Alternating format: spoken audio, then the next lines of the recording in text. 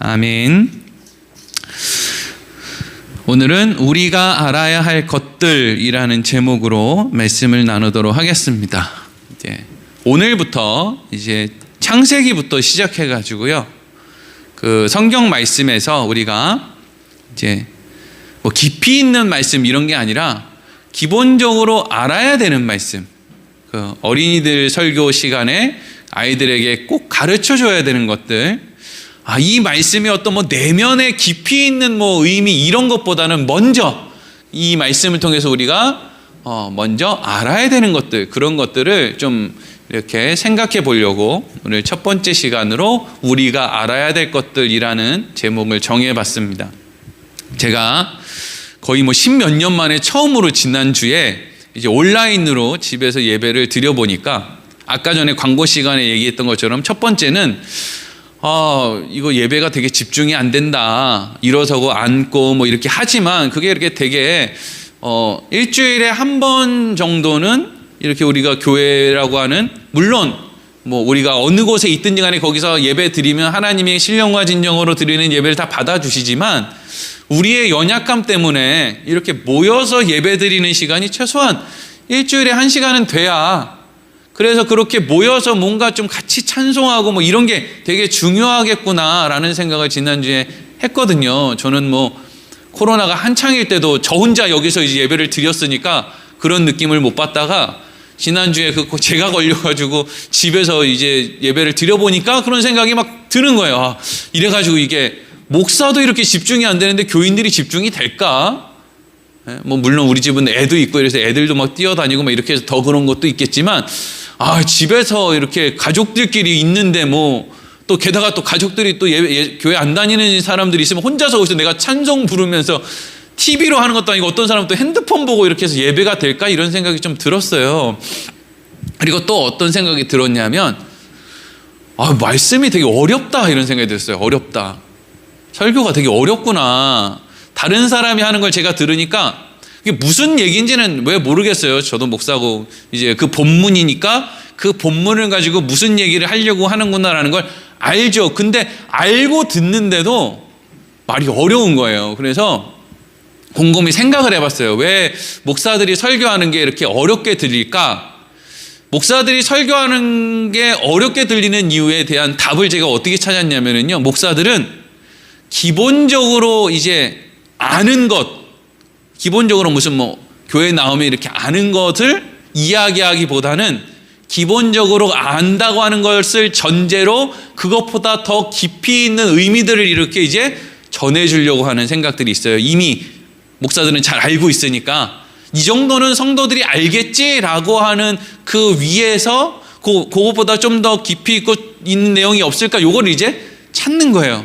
그러다 보니까 목사들이 이런 말씀은 참 좋다 이러고 딱 찾아서 설교를 하면 교인들은 이미 목사들이 알고 있다고 생각하는 것도 잘 모르는 경우가 많기 때문에 어렵게 느끼겠구나 그런 생각을 했어요. 그래서 앞으로 이제 주일날마다 설교를 할 때는 이렇게 얘기해놓고도 또 어렵게 설교를 할 수도 있지만 그래도 최소한 제 마음가짐은 제일 기본적인 거, 꼭 알아야 되는 거, 알고 있음에도 불구하고 또 잊어버릴 수 있는 것들을 그냥 쉽게 아동부에서 설교하는 것처럼, 물론 꼭 그렇게 아동부에서 하는 말투나 이런 건 하지 않겠지만 그런 생각을 가지고 창세기부터 이렇게 조금 중요한 것들을, 너무 깊이 있는 내용이 아니라, 깊이 있다고 해서 의미가 없는 건 아니니까요.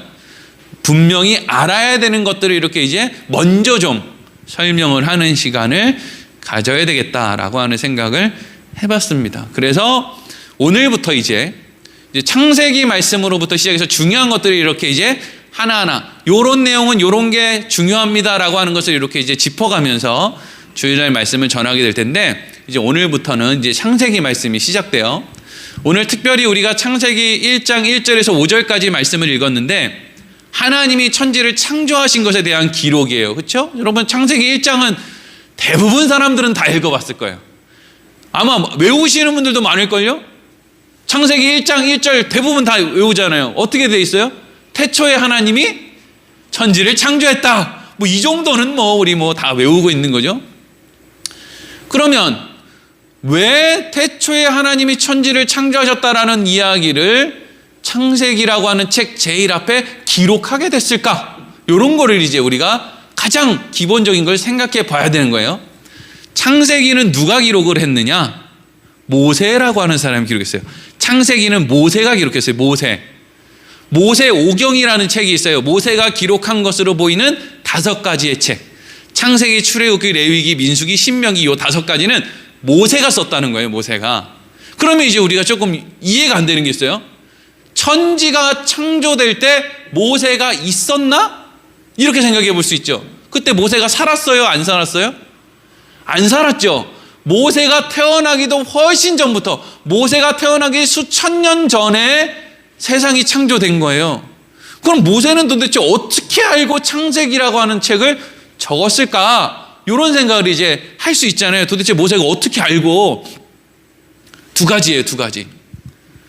모세가 이 창세기를 기록할 때 모세가 시내산에서 하나님의 계명을 받고 그리고 시내산 아래에서 백성들에게 그 계명을 가르치고 하는 그때에 창세기를 기록했을 것이다 라고 보는 것이 대부분 신학자들의 견해인데, 뭐 그때가 아니라 다른 때에 기록했다고 해도 별 상관은 없어요. 그런데 모세가 이제 창세기라고 하는 책을 본인의 어떤 의도에 따라서 누군가에게 무엇을 가르쳐주기 위해서 이 글을 쓰는데, 천지가 어떻게 창조됐는지에 대해서 이제 글을 쓴단 말이에요. 그러면 모세가 영 엉뚱한 것을 썼으면 하나님이 그거 틀렸어, 이거 고쳐야 돼 라고 가르쳐 주시든지, 그렇죠? 아니면 하나님이 내가 부를 테니까 너 잘 들어, 세상은 이렇게 창조된 거야 라고 하나님이 불러주셔서 이렇게 창세기의 글을 썼을 수 있어요. 그렇죠?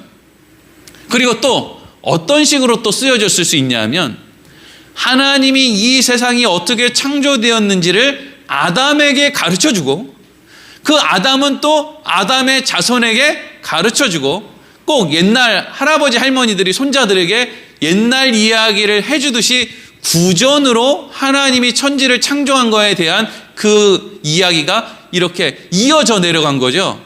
그래서 모세도 결국에는 모세의 어머니가 자기의 유모로 어린 시절부터 함께 했기 때문에 그 어머니로부터 모세가 이 세상이 어떻게 창조되었는지 그것을 이야기같이 이렇게 전해 들은 거예요.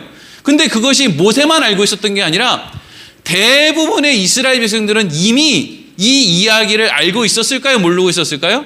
알고 있는 내용인 거예요. 그러니까 우리는 창세기에 대한 기록을 볼 때, 아, 세상은 이렇게 시작됐구나, 아, 세상은 이렇게 생겼다고 우리한테 뭔가 정보를 제공해 주는구나. 그래서 첫째 날은 이렇게, 둘째 날은 이렇게, 셋째 날은 이렇게, 아, 그렇구나, 이게 진짠가 아닌가, 이런 시선을 가지고 우리가 창세기를 보는데, 애초에 모세가 이 창세기를 기록하고 이 창세기에 대한 글을 사람들이 읽을 때는 이 사람들은 하나님을 모르는 사람이 아닌 거예요. 하나님을 다 아는 사람들이에요. 이스라엘 백성들은 지금 어떻게 지금 여기까지 왔느냐면요, 하나님이 이스라엘 백성들에게 10가지의 재앙도 보여주시고 홍해 바다도 가르는 걸 보여주시고 오늘 아침에도 만나와 메추라기가 하늘에서 떨어지는 것을 보고 그것을 먹고 하나님이 시내산에서 모세가 계명을 받아 오는 것을 다 본 사람들이에요. 그 사람들에게 뭘 썼다고요? 창세기를 썼단 말이에요. 그러니까 이 책은 애초에 하나님 모르는 사람들한테, 야, 너네들 이거 창세기 좀 읽어보고 하나님 좀 믿어라야, 이런 목적으로 쓰인 책이 아니라는 거예요.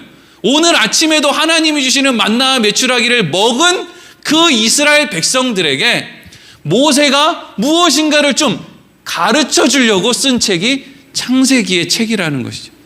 그래서 하나님께서 모세가 창세기라고 하는 이 글을 쓸 때 이거 잘못했어, 이렇게 고쳐야 돼, 혹은 너네가 구전으로 알고 있었던 것은 이렇게 잘못된 거야 라고 하는 그런 수정을 해주셨는지 안 해주셨는지 모르지만 이렇게 글이 쓰여졌다라는 것은 하나님이 맞다, 너희들이 가지고 있는 그 내용이 맞다, 틀리지 않았다 라고 하나님이 허락을 해주셨기 때문에 지금 창세기의 글이, 천지창조의 내용이 이렇게 우리에게 남아있다 하는 거예요. 근데 이 글은 믿지 않는 사람들을 위해서 쓴 글이 아니라 믿는 사람을 위해 쓰여진 글이다 라는 것을 우리가 알아야 된다는 것이죠. 우리가 교회에 나오고 하나님을 믿습니다 그래서 우리가 예수님의 이름으로 기도합니다. 이렇게 이야기할 때 대부분의 사람들은요, 하나님을 모르고 하나님을 믿어요. 예수님을 모르고 예수님을 믿는다니까요. 예수님을 모르는데 그냥 예수님의 이름으로 기도를 해요. 하나님이 어떤 분인지 모르는데 이 세상 하나님이 창조했지 이러고 막 사람들이 막 싸운다니까요. 자기가 맞다고. 하나님에 대해서 좀 알면 다른 사람에게 내가 알고 있는 게 진짜라고 막 주장도 하고 막 싸우기도 하고 이래야 되는데, 이상하게 사람들은 아는 것도 별로 없는데 믿어요. 이게 여러분 신기한 거죠. 근데 성경은 아는 것은 별로 없지만 이미 하나님을 믿게 된 사람들에게 하나님이 어떤 분인지를 설명해 주는 책이 성경인 거예요. 그래서 모세가 지금 창세기 글을 쓰는데 이 글은 하나님을 믿지 않는 사람, 모르는 사람을 위해 쓴 것이 아니라 하나님을 아는 사람들을 위해서 쓴 책이다. 이게 이제 중요한 것이고요. 그러면 도대체 모세는 왜 이스라엘 백성들이 하나님을 다 알고 심지어 이 세상이 어떻게 창조되었는지 하는 것을 구존으로 이스라엘 백성들이 다 이미 들어서 알고 있는데 이 글을 특별히 썼을까? 이걸 이제 우리가 생각해야 되는 거예요. 도대체 모세는 창세기를 왜 썼을까? 사람들은요, 너무 이상한 게 하나님이 전능하시다라는 것을 믿지 않고 하나님을 믿는 사람은 없어요. 대부분의 사람들은 하나님 전능하시지, 최소한 하나님은 나보다 큰 능력을 가지고 계시지, 그래서 우리가 하나님을 믿잖아요. 그렇죠? 왜 우리가 하나님께 기도해요? 내가 할 수 없는 일을 하나님은 할 수 있다라고 하는 그 믿음을 갖고 있기 때문이에요. 그래서 자식이 아프거나 남편이나 아내가 무슨 암에 걸리거나 무슨 병에 걸리면 교회에 나와서 왜 열심히 기도를 하죠? 하나님이 나보다 더 큰 능력을 갖고 있다고 생각하기 때문이에요. 근데 여기에서 한 걸음 더 나아가야 되거든요. 뭐 한 걸음을 더 나아가야 되냐면, 그렇게 전능하신 하나님은 나보다 더 지혜로운 분이다 라고 하는 그 한 걸음을 더 나아가야 되는 거예요. 그게 하나님을 믿는 거란 말이에요. 근데 이스라엘 백성들은 하나님이 능력이 나보다 많으신다라는 것은 믿어요. 왜냐하면 홍해 바다도 건넜고 10가지의 재앙도 통과했고 오늘 아침에도 만나와 메추라기가 하늘에서 떨어진 걸 받아 먹었거든요. 근데 뭘 못 믿었냐 하면 하나님이 나보다 지혜롭다라는 걸 못 믿는 거예요. 왜 그걸 못 믿냐 하면 자기들 생각이 하나님 생각보다 낫다고 생각하는 거예요. 이스라엘 백성들이 끊임없이 답답하게 여겼던 것 가운데 하나는 뭐냐 하면, 하나님 왜 우리를 애굽에서 끌어내어서 광야로 데리고 왔어요? 이게 이제 근본적인 질문인 거예요. 이스라엘 백성들은 무슨 생각을 갖고 있었냐면, 광야로 우리를 끌고 나오지 말고 애굽 사람들을 광야로 내보내고 우리를 애굽이라고 하는 곳에서 살게 하시든지, 아니면 우리를 애굽에서 살 때 기존에 있는 애굽 사람들을 우리의 종으로 삼게 하시든지, 그러면 우리가 애굽이 천국이지 뭐 한다고 우리를 광야라고 하는 데로 데리고 나와가지고 애굽에는 물도 많고 먹을 것도 많은데 굳이 우리를 끌고 나와서, 그렇게 능력 있는 분이 우리를 광야로 끌고 나와서 마실 물도 없고 먹을 것도 없는 데로 우리를 왜 끌고 가시느냐, 이게 답답하다는 거예요. 이게 오늘날 우리 그리스도인들도 마찬가지예요. 하나님 왜 내 인생 이렇게 끌고 가십니까? 사업이 잘 되게 해주시든지, 직장 문제가 짝짝 해결되게 해주시든지, 아프지도 않게 해주시든지, 아니 목사가 코로나에 걸려가지고 이거 욕이란 욕은 다 얻어먹고 그런 건 막아주셔야 좀 덕이 되는 거 아닙니까? 뭐 이런 생각들이 얼마나 많아요. 그렇죠? 얼마나 하나님 왜 이 일을 이렇게 하십니까? 라고 하는 질문이 얼마나 많냐고요. 아마 3월달이 되면 우리나라 기독교인들의 절반 정도는 하나님 왜 일을 이렇게 하십니까? 라고 하는 질문을 하나님 앞에 분명히 할 거예요. 왜요? 대통령 선거가 있거든요. 그러니까 누가 됐든 지금 거의 지지율이 한 반 정도 되니까 기독교인들이 한 반은 하나님 너무 잘된 것 같습니다 이렇게 하겠지만, 또 반은 하나님 왜 일을 이렇게 하십니까? 라고 하는 질문을 가질 거란 말이에요. 그러니까 우리는 그런 생각 속에서 뭐가 있는 거예요? 내가 하나님보다 더 지혜롭다는 거죠. 내 뜻대로 하면 이 세상이 더 편안해질 거라는 거예요. 내 계획, 내 생각, 내 뜻대로 하면 내가 더 행복해질 것이다. 내 가족이 더 행복해질 것이다. 이 나라가 더 행복해질 것이다. 내 생각이 하나님 생각보다 더 낫다라고 하는 생각을 이스라엘 백성들도 그렇고 우리들도 갖고 있다는 거죠. 그렇게 답답한 마음을 갖기 시작하면은요, 이 마음이 어디로까지 가느냐? 자식들이 먹고 사는 게 힘들면요, 대번에 누구를 원망하는지 아십니까? 부모를 원망해요. 부모를 원망하면서 제일 근본적으로 뭘 원망하죠? 왜 낳았냐 이거죠. 왜 낳았냐? 우리 아버지 어머니를 도대체 왜 낳았냐? 도대체 날 6.25 시대에 도대체 왜 나를 낳아가지고 날 전쟁통에 이렇게 고생을 시키냔 말이죠. 일제강점기에 도대체 태어나면 뭐 좋다고 일제강점기에 나를 낳느냐는 거예요. 옛날 어른들은 훨씬 더 고생스럽고 훨씬 더 그런 생각을 더 많이 했는지 안 했는지 모르겠네요. 그때는 뭐 먹는 게 더 중요하니까 먹고 사는 게. 요즘 애들은 옛날보다 더 환경적으로는 편안한데도 불구하고 오히려 시간이 많아서 그런지 그런 생각을 더 많이 한다고요. 무슨 생각이요? 나 왜 낳았지? 안 낳았으면 이렇게 피곤하게 고민 안 해도 되고 안 힘들어도 되는데 나 왜 낳았지? 근데 이게 일반적인 사람들이 그냥 질문에 질문을 가지고 불평에 불평을 하다 보면 그런 생각이 드는데, 이게 하나님을 믿는 이스라엘 백성들도 하나님의 은혜로 홍해도 건너고 하나님이 인도하신 가운데 지금 오늘도 아침에도 만나와 메추라기를 먹었던 그 이스라엘 백성들도 자기 생각대로 뭔가 일이 되지 않으니까 자꾸 생각이 어디까지 가느냐면, 이럴 거면 하나님이 우리를 왜 창조했지? 그리로 간다니까요. 기독교인들도 그런 생각을 한다니까요. 사는 게 좀 힘들고 답답하고 내 생각대로 안 되면 내 부모는 나를 왜 낳았을까? 한 걸음 더 나아가면 하나님은 도대체 이 세상을 왜 창조했지?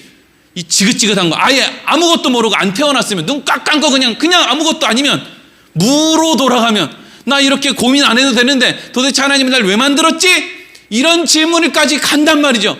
그거에 대한 질문의 답이 창세기 1장인 거예요. 그러니까 몇째 날에는 뭘 만들었는데 그건 뭘 의미하고 그런 게 중요한 게 아니고요. 지금 모세가 바라보는 이스라엘 백성들이 가지고 있는 근본적인 그 질문, 하나님은 우리를 왜 창조했나? 이 지긋지긋한 인생에 내 부모는 나를 도대체 왜 태어나게 했느냐? 라고 하는 그 질문에 대한 답이 창세기 1장이에요. 그러면 여러분, 하나님은 우리를 왜 만드셨을까요? 우리는 왜 태어나지 말았으면 좋았을 걸이라는 생각을 할까요? 중요한 것은 우리의 육신의 부모는 우리를 책임질 만한 힘이 없어요.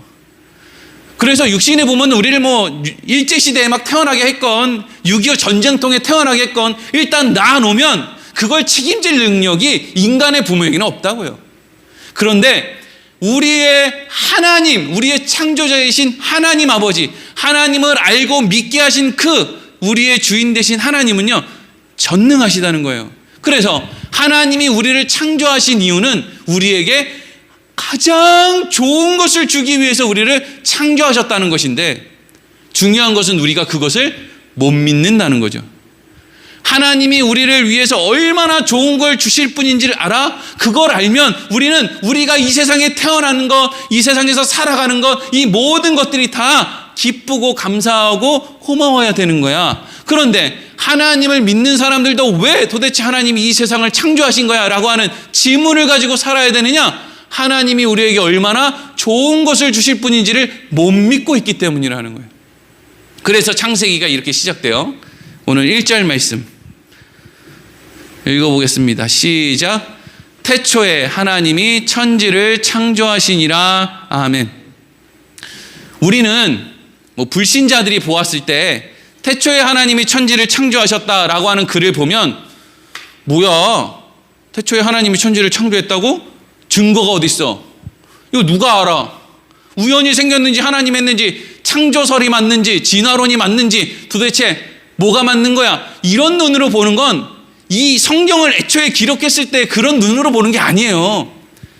모세가 이 글을 기록했을 때는요, 이스라엘 백성들이 이 글을 딱 보자마자 제일 먼저 든 생각은, 누가 몰라? 이거예요. 누가 몰라? 태초에 하나님이 천지를 창조하시니라. 그 이야기를 들으면 이스라엘 백성들은 누가 몰라? 그걸 다 알지. 이거 모르는 사람이 어디 있어? 우리 다 알아. 오늘 아침에 만나와 메추라기 뭐 없어? 모르는 사람이 어디 있어? 근데 이렇게 뻔하고 당연하게 보이는 이 내용을 모세가 왜 기록했느냐? 이 안에 이런 내용이 있기 때문이에요. 태초에. 여러분, 하나님은 시간이 필요 없어요. 시간이. 영원한 분이기 때문에 시간이 필요 없는 분. 영원한 분한테 시간이 무슨 의미가 있어요?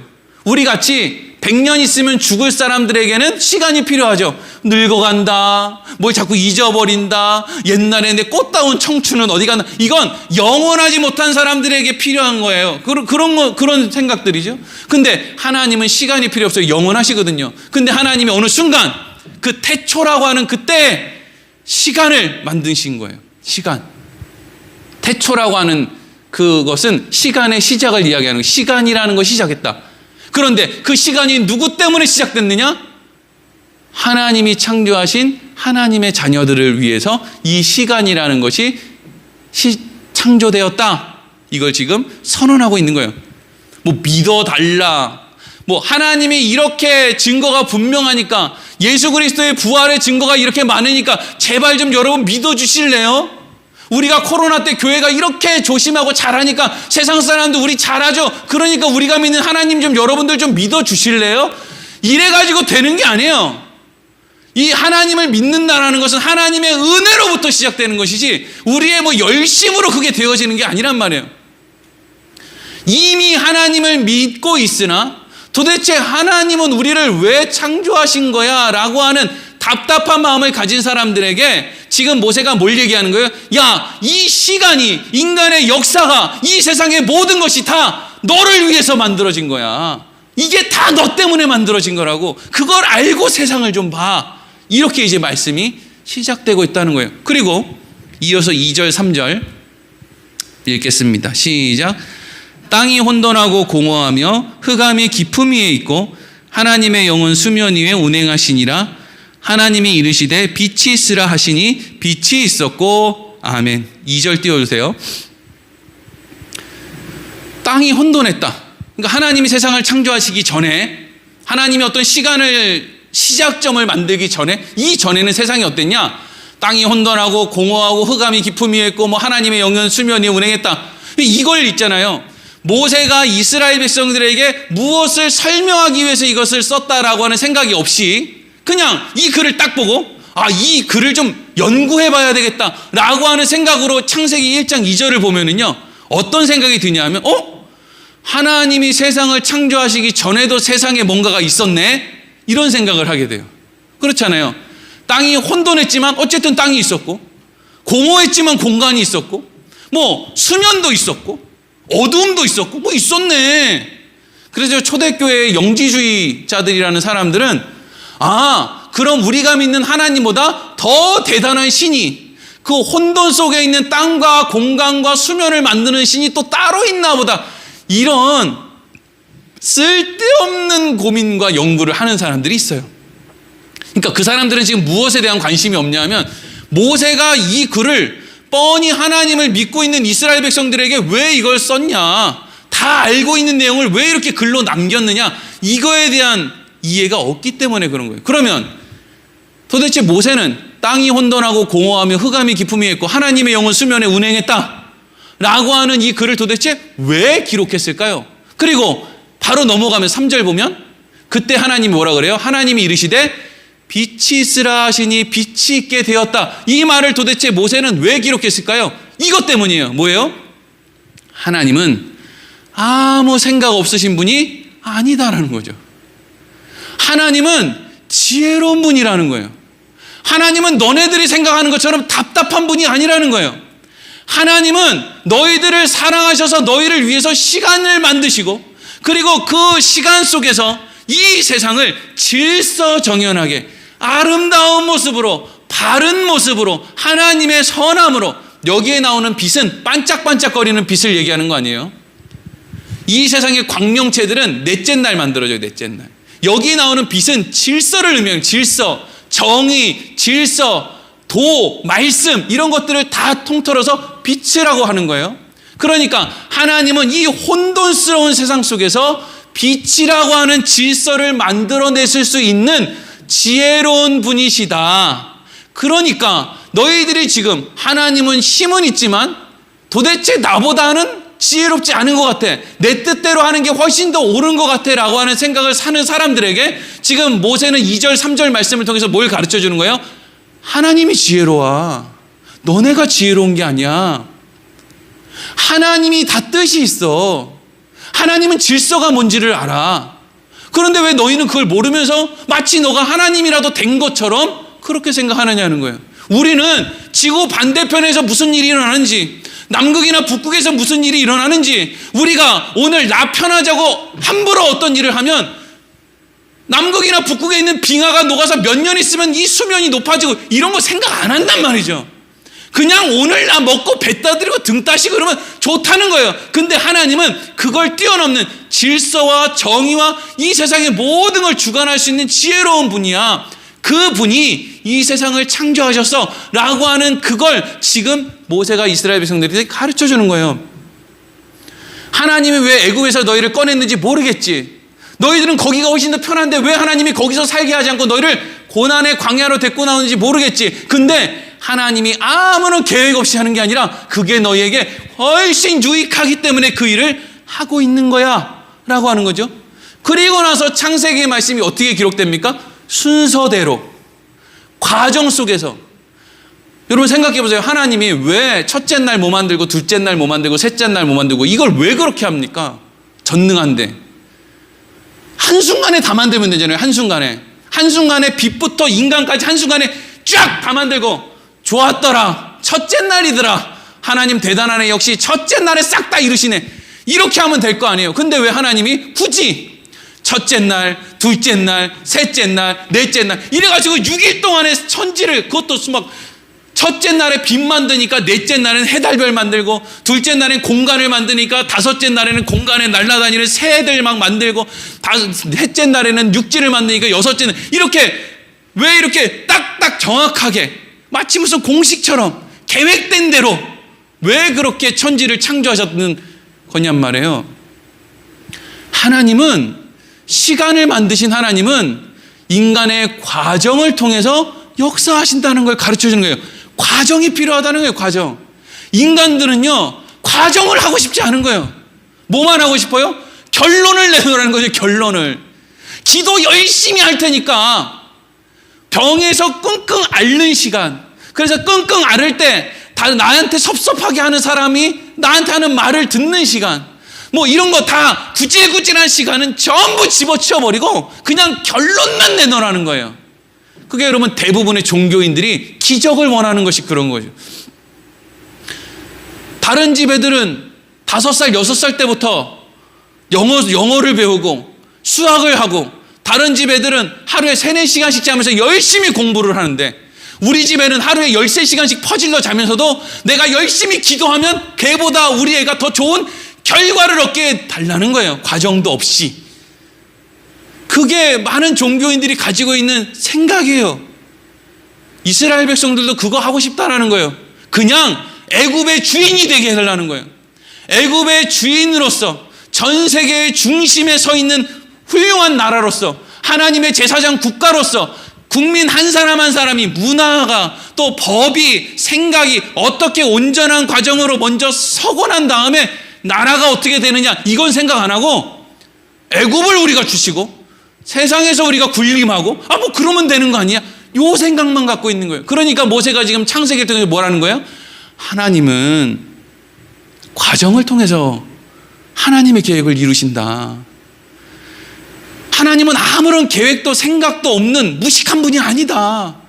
하나님은 질서를 만드신 분이고 세상의 역사를 주관하신다. 그런데 그 하나님이 능력이 없어서 과정을 만드는 게 아니라 그게 유익하기 때문에 셋째 날에는 무엇을 만들고, 넷째 날에는 무엇을 만들고, 다섯째 날, 여섯째 날에는 이렇게 만들었는데, 그 주인공이 바로 하나님을 믿게 된 너희들, 하나님의 자녀들, 너희들을 위해서 하나님이 이 모든 것들을 만드신 것이다. 이걸 설명하는 것이죠. 그러면서 쉽게 한다고 했는데 쉽게 설명하고 있는지 모르겠는데 4절 5절 읽겠습니다. 시작. 빛이 하나님이 보시기에 좋았더라. 하나님이 빛과 어둠을 나누사 하나님이 빛을 낮이라 부르시고 어둠을 밤이라 부르시니라. 저녁이 되고 아침이 되니 이는 첫째 날이니라. 아멘. 그런데 이렇게 태초라고 하는 시간을 만들고 과정을 만들고 그 과정 속에서 하나님이 어떤 일들을 하나하나 해 나아가시고 그래서 시간을 통해서 어떤 열매가 맺혀지고 이 모든 과정들이 하나님 보시기에 어땠다고 되어 있어요. 지금 4절 말씀에 하나님 보시기에 좋았다 되어 있죠. 좋았다. 우리가 좋은 건 과정 다 집어치우고 결과만 딱 얻어서 군림하는 거, 이게 인간이 좋은 거죠. 근데 하나님이 보시기에 좋은 건 낮도 있고 밤도 있고 기쁨도 있고 슬픔도 있고 수위도 있고 더위도 있고 이 세상의 모든 과정을 통해서 조금씩 어떤 하나님의 목적지로 우리가 인도함을 받는 그것이 하나님이 보시기에 좋다는 거예요. 인간이 보기에 좋은 거는요, 그냥 고생하지 않고 나 혼자 그냥 대단하게 떵떵거리고 다른 사람 위에 그냥 군림하는 거, 이거 내 보기에 그거 좋죠. 근데 내가 보기에 좋은 건 나만 좋지 다른 사람은 안 좋은 거예요. 하나님이 보시기에 좋은 게 진짜 좋은 거죠. 하나님이 보시기에 좋은 그 절대적인 그 가치를 따라서 하나님이 지금 이 세상의 역사를 주관하고 있다. 그러니까 이스라엘 백성들아, 시내산에서 1년 2년 머무는 거 답답하지? 어디든지 가야 될 것 같고 뭐 싸워야 될 것 같고 뭐라도 눈에 보이는 게 막 있어야 될 것 같고 기적이 일어나야 될 것 같고 금방 나라를 얻어가지고 떵떵거려야 될 것 같고 뭔가 답답하지? 그런데 하나님이 다 계획이 있다. 너희들이 광야에 있는 시간이 절대로 헛된 시간이 아니다. 때로는 아파야 되고 때로는 회복돼야 되고 때로는 기쁨이 있으면 때로는 눈물을 흘릴 때도 있어야 되고 그 모든 하나님의 허락하심 속에서 우리에게 주어지는 일들을 우리가 겪어 나아갈 때 하나님이 우리를 인도하시고자 하는 그 가장 좋은 곳을 우리가 가게 된다라는 것이죠. 그래서 5절 말씀에 보니까 하나님이 빛을 낮이라 부르시고 어둠을 밤이라 부르셨어요. 어떤 사람들은 빛이 좋은데 빛만 있으면 얼마나 좋나, 그렇죠? 근데 하나님은 분명히 빛도 있는데 또 뭐도 있어야 된다는 거예요? 밤도 있어야 된다는 거예요. 사람의 인생은 빛만 있는 게 아니에요. 출애굽의 화려함이 있을 수 있어요. 홍해를 건너는 어마어마한 일들이 있을 수 있어요. 그런데 때로는 마라의 쓴물을 맛봐야 될 때도 있어요. 그래야 우리의 수준을 안단 말이에요. 때로는 하나님 앞에 모자람을 가지고 막 불평을 할 때도 있어요. 그런 밤을 겪기도 해요. 그런데 그 모든 날들이 하루라고 하는 시간을 만들어내는 거예요. 그리고 그 시간들이 하나님의 나라를 만들어 가는 것이죠. 여러분, 창세기의 말씀, 특별히 창세기 1장의 말씀은 우리에게 인간은 괜히 태어난 게 아니다. 특히 하나님을 믿는 사람들, 그러니까 하나님을 안 믿는 사람은 제가 오늘 이 설교를 하면 웃기네, 되지도 않은 얘기 하네, 니들끼리나 그렇게 얘기하지 우리는 그거 상관없어, 이렇게 그냥 콧방귀 낄지도 몰라. 그러면 어쩔 수 없어요. 너는 콧방귀 껴라. 나는 믿어지니까 이렇게 믿어지는 대로 이렇게 얘기를 하는 거고, 너네는 안 믿어지니까 안 믿어지는 대로 얘기하지. 내가 너네들한테 사정해가지고 니네들이 믿어질 것 같으면 사정하지. 근데 이게 뭐 사정한다고 믿어지는 내용이 아니잖아요. 제가 지금 오늘 1시간 동안 한 내용을 안 믿는 사람들이 이게 뭐라고 생각하겠습니까? 미친놈 엉뚱한 얘기 하네, 이럴 거 아니에요. 근데 우리는 이게 믿어진다고요. 하나님의 자녀된 자들은 이게 믿어져요. 그래서 하나님은 우리 인생 가운데 과정을 허락하시는구나. 근데 이 과정을 통해서 우리가 무엇을 분명히 알아야 돼요? 내가 하나님이 더 좋은 곳으로 우리를 인도하고 계신다라는 것을 알고 살아야 되겠다라는 거죠. 광야를 도는 이스라엘 백성들이 뭘 확실히 알아야 돼요?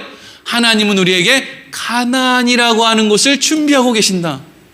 또 가나안에서 사는 사람들은 이 가나안이 전부가 아니라 영원한 하나님의 나라를 하나님이 우리에게 준비하고 계신다는 거죠. 안 믿어지는 사람 말고, 안 믿어지는 사람은 자기들 믿고 싶은 거 그냥 믿고 살면 되고, 믿어지는 사람들은 안심하고 하나님이 그 과정을 겪게 하시는구나, 참 다행이다, 기대된다, 소망이 있다. 나 왜 창조했어?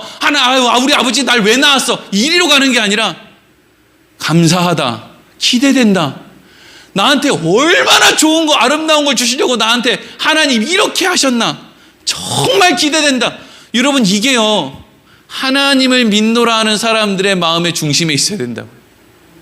야, 저 사람 보니까 참 섭섭하다, 답답하다, 이 생각이 아니라, 와, 하나님은 우리한테 얼마나 좋은 걸 주실까? 야, 얼마나 좋은 걸 주시려고 하나님이 이 땅 가운데에서 내 인생에 이렇게 내 인생에 간섭을 하시나? 야, 너무 기대된다. 이게 여러분, 우리 그리스도인들이 나이를 먹어가는 것을 기쁨으로 여겨야 되는 중요한 근거가 되는 거예요. 우리는 나이를 먹어갈수록 행복한 거예요. 나이를 먹어갈수록 여유가 있는 거예요. 왜? 너무너무 좋은 걸 주신 하나님이 이제는 점점 더 가까워진다는 거죠.